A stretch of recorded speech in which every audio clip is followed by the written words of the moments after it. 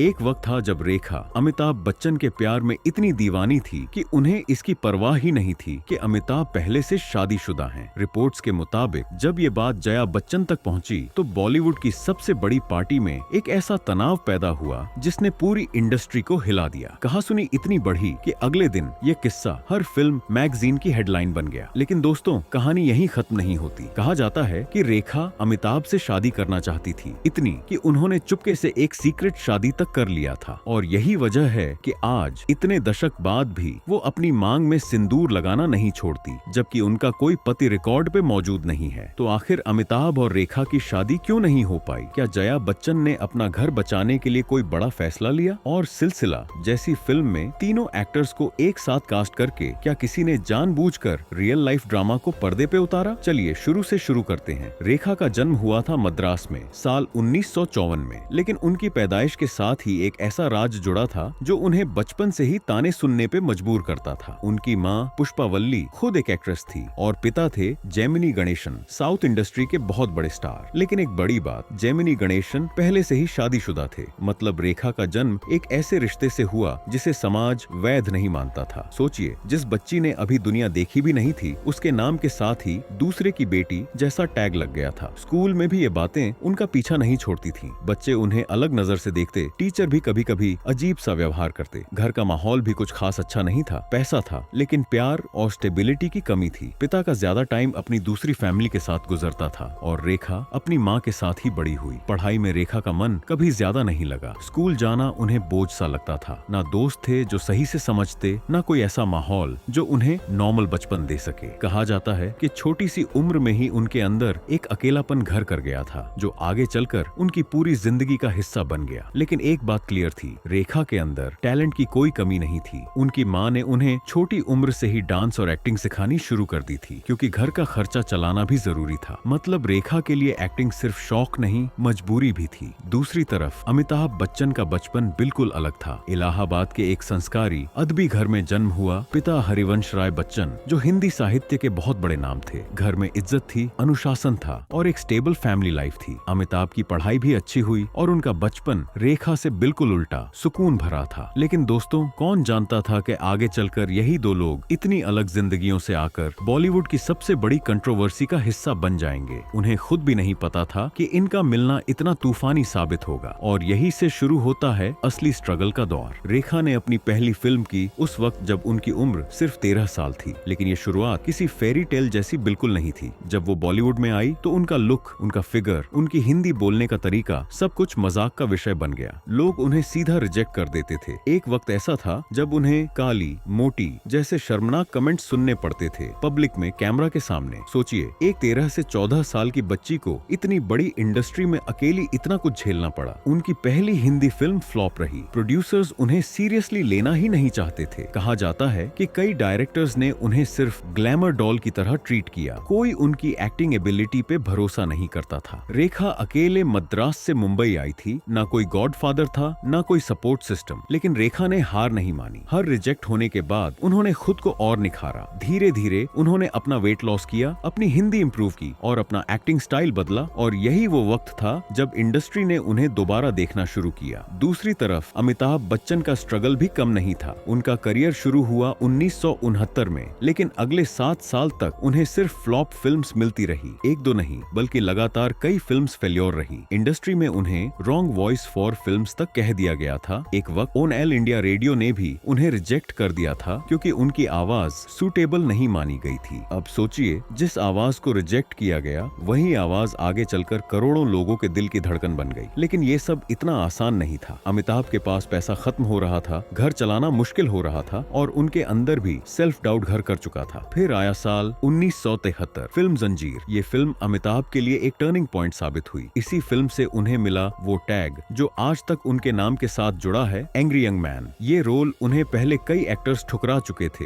लेकिन अमिताभ ने इसे पकड़ लिया और पूरी तरह बदल दिया अपनी किस्मत। इसमें भी एक छुपा हुआ सच है। कहा जाता है कि इस फिल्म के लिए उन्हें पहली पसंद माना ही नहीं गया था। कई बड़े नाम पहले इस रोल के लिए अप्रोच किए गए थे, लेकिन सब ने मना कर दिया। अमिताभ को ये मौका तब मिला जब किसी और के पास ऑप्शन ही नहीं बचा। इसी तरह रेखा को भी अपना असली ब्रेक मिला जब लोगों ने उन्हें सिर्फ ग्लैमर के लिए नहीं बल्कि एक सीरियस एक्ट्रेस की तरह देखना शुरू किया। उनकी मेहनत रंग लाने लगी थी। लेकिन दोस्तों, अब तक दोनों का करियर अलग अलग चल रहा था। किसी को नहीं पता था कि जल्द ही एक फिल्म सेट ऐसा होगा जहां इनकी मुलाकात होगी, और वो मुलाकात सिर्फ प्रोफेशनल नहीं रहेगी। जो आगे हुआ उसने सबको हैरान कर दिया, क्योंकि जो शुरू हुआ था एक नॉर्मल शूटिंग से, वो धीरे धीरे बदलने लगा एक ऐसी कहानी में जिसने पूरे बॉलीवुड को हिलाकर रख दिया। जी हाँ, आपने बिल्कुल सही सुना। जो मुलाकात सिर्फ एक शूटिंग सेट पे हुई थी, वही आगे चलकर बॉलीवुड की सबसे बड़ी कंट्रोवर्सी बन गई। साल था 1976। फिल्म थी दो अनजाने। ये पहली बार था जब अमिताभ बच्चन और रेखा एक साथ स्क्रीन शेयर कर रहे थे। उस वक्त तक दोनों अपने अपने करियर में अपनी जगह बना चुके थे। अमिताभ एंग्री यंग मैन बन चुके थे और रेखा एक सीरियस एक्ट्रेस की तरह देखी जाने लग गई थी। लेकिन सेट पे कुछ ऐसा था जो क्रू मेंबर्स को तुरंत नजर आ गया। रिपोर्ट्स के मुताबिक दोनों की ऑन स्क्रीन केमिस्ट्री इतनी नेचुरल थी कि डायरेक्टर भी हैरान रह गए। कैमरा के पीछे भी दोनों के बीच एक अलग ही कंफर्ट लेवल दिखता था। हंसी मजाक, लंबी बातचीत और एक दूसरे की कंपनी में सुकून। इंडस्ट्री इनसाइडर्स का कहना है कि ये सब शुरू में सिर्फ प्रोफेशनल लगता था, लेकिन धीरे धीरे बातें बदलने लगी। अमिताभ और रेखा एक के बाद एक कई फिल्म साथ करने लगे। मुकद्दर का सिकंदर, सुहाग, खून पसीना। हर फिल्म के साथ उनकी ऑन स्क्रीन जोड़ी इतनी पॉपुलर होती गई कि फैंस उन्हें रियल लाइफ में भी साथ देखना चाहते थे। अब सवाल ये है, क्या ये सिर्फ एक्टिंग थी या कुछ और भी था जो कैमरा के पीछे पक रहा था? उस वक्त अमिताभ की शादी जया बच्चन से हो चुकी थी और उनकी एक बेटी भी थी। जया खुद भी एक एस्टैब्लिश्ड एक्ट्रेस थी, लेकिन शादी के बाद उन्होंने काम करना कम कर दिया था, घर और बच्चों पे फोकस किया था। कहा जाता है कि जब अमिताभ और रेखा की फिल्म्स एक के बाद एक हिट होती गई, तब सेट पे दोनों का टाइम साथ बढ़ता गया। Late night shoots, outdoor schedules और एक दूसरे की सक्सेस का सेलिब्रेशन, ये सब धीरे धीरे उन्हें करीब लाता गया। लेकिन अभी तक सब कुछ बाहर से नॉर्मल ही दिख रहा था। मीडिया को अभी तक कुछ शक नहीं हुआ था, पर जो अगला मोड़ आने वाला था उसने पूरी बॉलीवुड इंडस्ट्री में तूफान ला दिया। क्योंकि जो प्रोफेशनल लगता था वो धीरे धीरे एक ऐसी कहानी में बदलने लगा जिसने अमिताभ, जया और रेखा तीनों की जिंदगी हमेशा के लिए बदल दी। और यही से शुरू होता है असली ड्रामा। लेट 1970 के दशक तक अमिताभ और रेखा की क्लोजनेस सिर्फ सेट तक सीमित नहीं रही थी। अब ये बातें इंडस्ट्री की पार्टीज और इवेंट्स में भी दिखने लगी थी। रिपोर्ट्स के मुताबिक दोनों को पब्लिक फंक्शंस में साथ देखा जाने लगा, कभी अवार्ड शोज में, कभी फिल्म प्रीमियर्स में। फोटोग्राफर्स और पपराजी के लिए ये सबसे बड़ा मौका बन गया था। हर फोटो, हर अपीयरेंस मैगजीन्स के कवर पे छप जाती थी। इंडस्ट्री इनसाइडर्स का कहना है कि दोनों एक दूसरे के साथ इतने कंफर्टेबल दिखते थे कि लोगों को शक होना शुरू हो गया। कभी हाथ पकड़ना, कभी एक दूसरे को देखकर मुस्कुराना, छोटी छोटी बातें भी कैमरा में कैप्चर हो जाती थी और मीडिया इन्हें बड़ा बनाकर पेश करता था। उस वक्त के फिल्म मैगजीन्स जैसे स्टारडस्ट और फिल्म फेयर ने इस कहानी को हाथों हाथ लिया। कहा जाता है कि हर महीने कोई न कोई आर्टिकल छपता था जिसमें अमिताभ रेखा अफेयर जैसी हेडलाइंस होती थी। कभी लिखा जाता सिलसिला जारी है, तो कभी सच या अफवाह। दोस्त, अगर आप वीडियो के इस हिस्से तक आ ही गए हैं तो वीडियो को लाइक करके चैनल सब्सक्राइब जरूर कर दीजिएगा। अब ये सवाल उठता है, क्या ये सिर्फ मीडिया की बनाई हुई कहानी थी ताकि मैगजीन्स बिके, या इसमें कुछ सच भी था? इंडस्ट्री के कुछ पुराने लोगों का कहना है कि दोनों के बीच कुछ तो था जो सिर्फ प्रोफेशनल नहीं जा सकता था। एक वक्त ऐसा भी आया जब रेखा खुद अपनी फिल्म्स के प्रमोशन में अमिताभ का जिक्र करते हुए अजीब तरह से शर्मा जाती थी, कुछ ऐसा जो उनकी नॉर्मल प्रोफेशनल बातचीत से अलग था। दूसरी तरफ जया बच्चन इस पूरे माहौल में खामोश रह रही थी। कहा जाता है कि वो भी ये सब देख रही थी, पढ़ रही थी, लेकिन शुरू में खुलेआम कुछ नहीं बोला। लेकिन असली प्रॉब्लम अभी शुरू भी नहीं हुई थी, क्योंकि जल्द ही एक ऐसी फिल्म आने वाली थी जिसमें ये पूरा लव ट्रायंगल अमिताभ, जया और रेखा एक ही सेट पे एक ही फिल्म में सामने आने वाला था। और जब ये खबर आई कि जया बच्चन खुद इस फिल्म में कास्ट की जा रही है जिसमें उनके पति और रेखा लीड रोल्स में होंगे, तब पूरी इंडस्ट्री में हड़कंप मच गया। लोग ये सोचने लगे, क्या ये सिर्फ कोइंसिडेंस था या किसी ने जानबूझकर ये फिल्म बनाई ताकि सच बाहर आ सके? जी हाँ, फिल्म का नाम था सिलसिला। और ये फिल्म सिर्फ एक मूवी नहीं थी, ये बन गई थी बॉलीवुड की सबसे बड़ी रियल लाइफ ड्रामा का स्क्रीन वर्जन। साल 1981 जब इस फिल्म की अनाउंसमेंट हुई, तभी इंडस्ट्री में खलबली मच गई थी। कहानी थी एक ऐसे ट्रायंगल की जिसमें एक शादीशुदा आदमी अपनी पत्नी के अलावा किसी और से प्यार करता है। और इस फिल्म में कास्ट थे अमिताभ बच्चन, जया बच्चन और रेखा, तीनों एक साथ। अब सवाल ये है, क्या ये सिर्फ एक स्क्रिप्ट थी या किसी ने जानबूझकर रियल जिंदगी की कहानी को पर्दे पे उतारा? रिपोर्ट्स के मुताबिक सेट पे माहौल काफी तनावपूर्ण था। जया बच्चन, जो पहले से ही अपने पति और रेखा की क्लोजनेस की खबरों से परेशान थी, अब उन्हें रोज उनके साथ काम करना पड़ रहा था, स्क्रीन पे उन्हीं कहानियों को दोहराते हुए जो बाहर उनकी जिंदगी में हो रही थी। इंडस्ट्री इनसाइडर्स का कहना है कि शूटिंग के दौरान कई बार ऐसी सिचुएशंस आई जहां तीनों एक्टर्स के बीच का टेंशन साफ नजर आता था। कहा जाता है कि जया कई बार शूट के दौरान बाहर चली जाती थी और उनका मूड ऑफ हो जाता था जब अमिताभ रेखा के रोमांटिक सीन्स शूट होते थे। लेकिन सबसे बड़ा सवाल ये है, असली गलती किसकी थी? क्या डायरेक्टर ने जानबूझकर ये कास्टिंग की ताकि कंट्रोवर्सी से फिल्म को फायदा हो, या फिर ये सच में एक कोइंसिडेंस था जिसने तीनों लोगों की जिंदगी मुश्किल बना दी? फिल्म रिलीज हुई लेकिन बॉक्स ऑफिस पे ये उतनी सक्सेसफुल नहीं रही जितनी एक्सपेक्ट की गई थी। कहा जाता है कि असली वजह थी ऑडियंस का डिस्कम्फर्ट। लोगों को पता था कि पर्दे पे जो दिख रहा है वो सिर्फ एक्टिंग नहीं है बल्कि कहीं न कहीं असलियत का अक्स है। और इसमें एक और चौंकाने वाला पहलू था। कहा जाता है कि इस फिल्म के बाद अमिताभ और रेखा का ऑन स्क्रीन और ऑफ स्क्रीन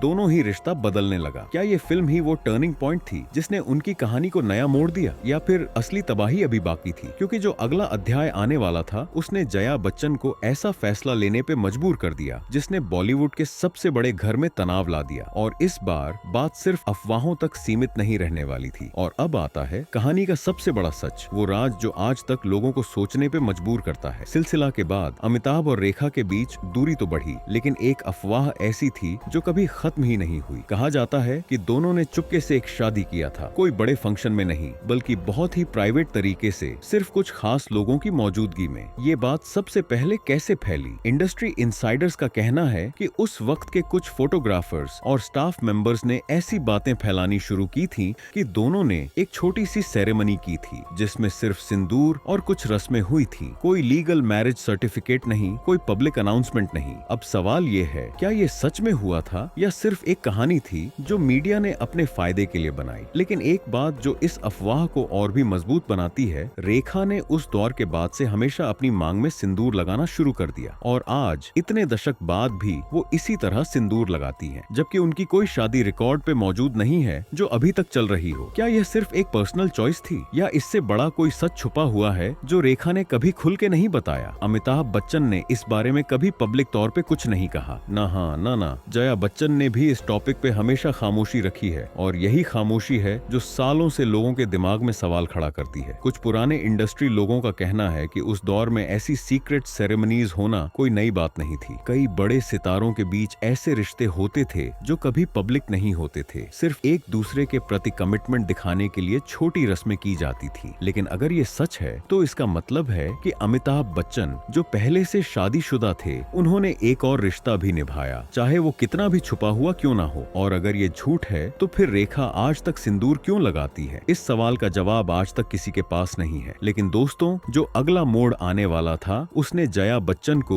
वो फैसला लेने पे मजबूर कर दिया जिसने उनके घर में सबसे बड़ा तनाव पैदा किया। और इस बार बात सिर्फ खामोशी तक सीमित नहीं रहने वाली थी। जी हाँ, आपने बिल्कुल सही सुना। जो बातें सालों से सिर्फ अफवाह समझी जा रही थी, उनका असर अब बच्चन घर के अंदर तक पहुंच चुका था। रिपोर्ट्स के मुताबिक जया बच्चन के लिए ये पूरा दौर बहुत ही मुश्किल भरा था। एक तरफ उनका पति इंडस्ट्री का सबसे बड़ा स्टार बन चुका था, दूसरी तरफ हर अखबार, हर मैगजीन में उनके पति और रेखा के बारे में कुछ न कुछ छप रहा था। कहा जाता है कि जया, जो खुद एक टैलेंटेड एक्ट्रेस थी, उन्होंने अपना करियर सिर्फ इसलिए कम कर दिया था क्योंकि वो अपने घर और बच्चों को संभालना चाहती थी। लेकिन जब उन्हीं के घर की नींव हिलने लगी तब उनके लिए ये सबसे बड़ा इमोशनल झटका था। इंडस्ट्री इनसाइडर्स का कहना है कि जया ने शुरू में खामोशी रखी, लेकिन अंदर ही अंदर वो बहुत परेशान थी। घर का माहौल बदलने लगा। कहा जाता है कि अमिताभ और जया के बीच बातचीत कम होती गई और घर में एक तनाव भरा सन्नाटा छा गया। अब सवाल ये है, जया ने इतना सब कुछ झेलते हुए भी अपनी शादी क्यों नहीं तोड़ी? क्या ये प्यार था, मजबूरी थी,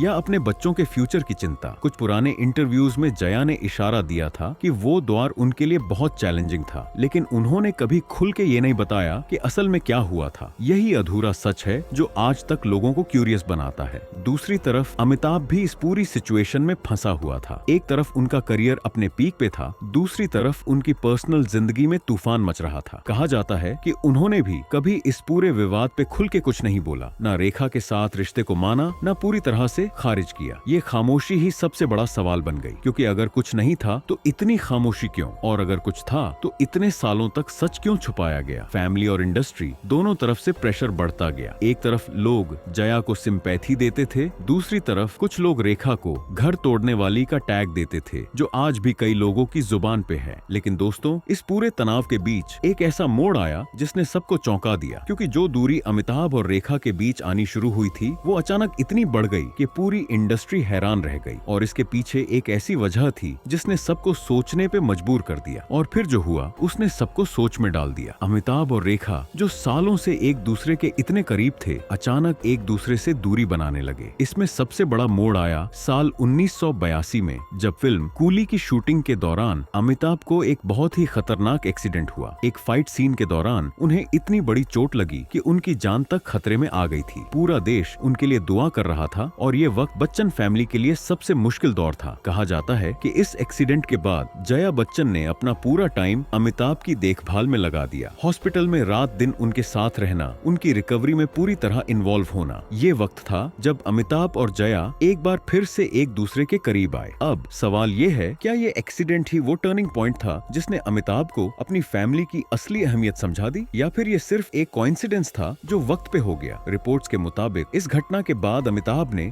धीरे धीरे रेखा से दूरी बनानी शुरू कर दी। पब्लिक अपीयरेंसेस में साथ दिखना कम हो गया, फिल्म साथ करना भी बंद हो गया। इंडस्ट्री इनसाइडर्स का कहना है कि ये फैसला जानबूझकर लिया गया था ताकि फैमिली और करियर दोनों बच सके। दूसरी तरफ रेखा के लिए ये वक्त बहुत अकेला करने वाला था। कहा जाता है कि जिस रिश्ते को उन्होंने इतने साल जिया था वो अचानक खत्म हो गया, बिना किसी स्पष्टीकरण के। न कोई बातचीत, न कोई क्लोजर। इंडस्ट्री में लोगों ने इस अचानक दूरी पे अलग अलग राय दी। कुछ कहते हैं कि अमिताभ ने अपनी इमेज और फैमिली बचाने के लिए ये फैसला लिया। कुछ कहते हैं कि असल में जया ने ही एक स्ट्रॉन्ग स्टैंड लिया था कि अब बहुत हो चुका। लेकिन रेखा के लिए ये सबसे बड़ा जख्म था। जो कहानी सालों से चलती आई थी वो बिना किसी अंत के, बिना किसी वजह के अचानक खत्म हो गई। और यही अकेलापन रेखा को आगे ले गया एक ऐसे फैसले की तरफ जिसने उनकी जिंदगी में एक नया और बहुत ही दुखद अध्याय जोड़ दिया। और यही से शुरू होता है रेखा की जिंदगी का सबसे दुखद हिस्सा। अमिताभ से दूरी के कुछ सालों बाद रेखा ने अचानक एक बिजनेसमैन मुकेश अग्रवाल से शादी कर ली। ये शादी इतनी जल्दी हुई कि इंडस्ट्री में सबको हैरानी हुई। कहा जाता है कि दोनों की मुलाकात और शादी के बीच बहुत कम वक्त गुजरा था। अब सवाल ये है, क्या रेखा ने ये शादी सच में प्यार के लिए की थी या अमिताभ को भुलाने की एक कोशिश थी? इंडस्ट्री इनसाइडर्स का कहना है कि ये शादी शुरू से ही मुश्किलों में घिरी हुई थी।